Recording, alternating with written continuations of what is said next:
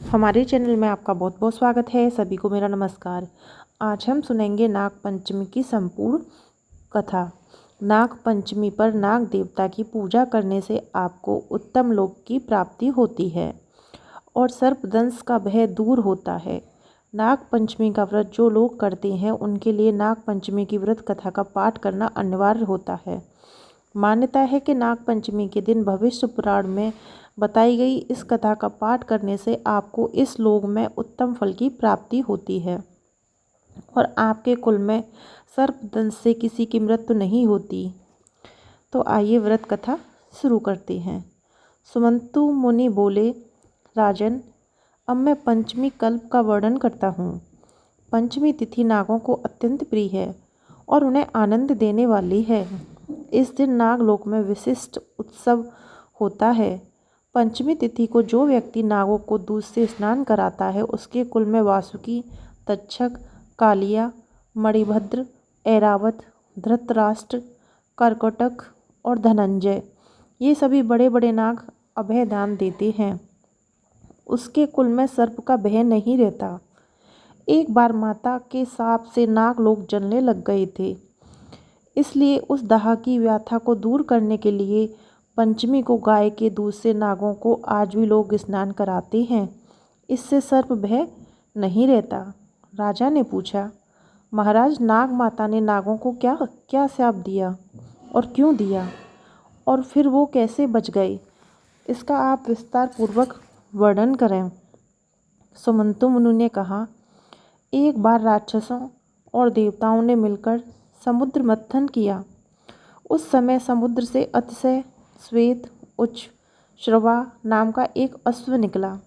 उसे देखकर नाग माता क्रुद्र ने अपनी सौत विनीता से कहा कि देखो, यह एक अश्व श्वेत वर्ण का है, परंतु इसके बाल काले दिखे पड़ते हैं। तब विनीता ने कहा, ना तो ये अश्व है, ना तो ये श्वेत है, ना काला है और न लाल है।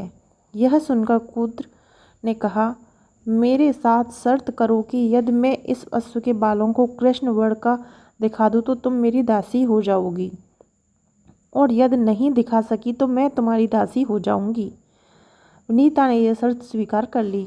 दोनों क्रोध करती हुई अपने अपने स्थान को चली गईं। क्रुद्र ने अपने प्राणों पुत्र नागों को बुलाकर सब वृत्तांत सुनाया और कहा कि पुत्रों, तुम अश्व के बाल के समान सूक्ष्म होकर शरीर पर लिपट जाओ, जिससे ये कृष्ण वर्ण का दिखाई देने लगेगा, ताकि मैं अपनी सौत विनीता को जताकर उसको अपनी दासी बना लूँ। सुमंत मुनि ने इस कथा को सुनाकर कहा, राजन, यह यज्ञ तुम्हारे पिता राजा जनमेजय ने किया था। यही बात श्री कृष्ण भगवान भी युधिष्ठिर से कही थी कि राजन, आज से 100 वर्ष के बाद सर्प यज्ञ होगा, जिसमें बड़े बड़े विषधर और दुष्ट नाग नष्ट हो जाएंगे। करोड़ों नाग जब अग्नि में दग्ध होने लगेंगे, तब आस्तिक नामक एक ब्राह्मण सर्प यज्ञ रोककर नागों की रक्षा करेगा। ब्रह्मा जी ने पंचमी के दिन वर दिया था और आस्तिक मुनि ने पंचमी को ही नागों की रक्षा की थी। अतः पंचमी तिथि नागों को बहुत प्रिय है। पंचमी के दिन नागों की पूज कर यह प्रार्थना करनी चाहिए कि जो नाग पृथ्वी में, आकाश में, स्वर्ग में, सूर्य की किरणों में, सरोवर में, वापी में, कूप में, तालाब में आदि में रहते हैं, वे सब हम पर प्रसन्न हों। हम उनको बार बार नमस्कार करते हैं। इस प्रकार नागों को विसर्जित कर ब्राह्मणों को भोजन कराना चाहिए और स्वयं अपने कुटुंबियों के साथ भोजन करना चाहिए। प्रथम मीठा भोजन करना चाहिए, अनंतर अपनी अभिरुचि के अनुसार भोजन करना चाहिए। इस प्रकार नियम अनुसार जो पंचमी को नागों का पूजन करता है, यह श्रेष्ठ विमान में बैठकर नागलोक को जाता है और बाद में द्वापर युग में बहुत पराक्रमी, रोग रहित तथा प्रतापी राजा होता है। इसलिए घी, खीर तथा गूगल से इन नागों की पूजा करनी चाहिए। राजा ने पूछा, महाराज, क्रूर सर्प के काटने से मरने वाला व्यक्ति किस गति को प्राप्त होता है, और जिसके माता पिता, भाई, पुत्र आदि सर्प के काटने से मरे हों, उनके उद्धार के लिए कौन सा व्रत, दान अथवा उपवास करना चाहिए, यह आप बताएं। सुमंत मुनि ने कहा, राजन, सर्प के काटने से जो मरता है वो अधोगति को प्राप्त होता है तथा निर्विष सर्प होता है, और जिसके माता पिता आदि सर्प के कटने से मरते हैं वह उनकी सदृति के लिए भाद्रपद के शुक्ल पक्ष की पंचमी तिथि को उपवास कर नागों की पूजा करें। यह तिथि महापुष्प कही गई है। इस प्रकार 12 महीने तक चतुर्थी तिथि के दिन एक बार भोजन करना चाहिए और पंचमी को व्रत कर नागों की पूजा करनी चाहिए। पृथ्वी पर नागों का चित्र अंकित कर अथवा सोना, काष्ठ या मिट्टी का नाग बनाकर पंचमी के दिन करवीर, कमल, चमेली आदि पुष्प, गंध, धूप और विविध नैवेद्यों से उनकी पूजा कर घी, खीर, लड्डू उत्तम 5 ब्राह्मणों को खिलाएं। अत्यंत वासुकी, शंख, पद्म, कंबल, करकोटक आदि 12 नागों की क्रमश पूजा करें।